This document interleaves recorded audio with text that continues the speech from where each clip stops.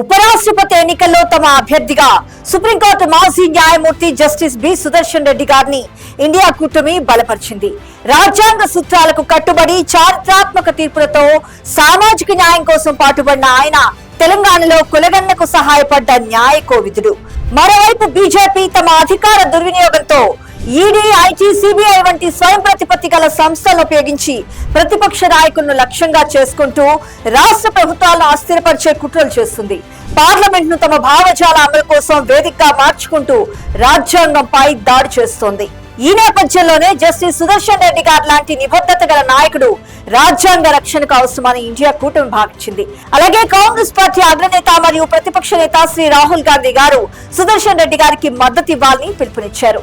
రాజ్యాంగాన్ని కాపాడే ఈ పోరాటంలో జస్టిస్ సుదర్శన్ రెడ్డి గారి విజయం మన దేశానికే దిశానిర్దేశం అవుతుందంటూ పేర్కొన్నారు ఆయన. అందుకే ఇండియా కూటమి సుదర్శన్ రెడ్డి గారిని ఎంపిక చేసిందని వెల్లడించారు.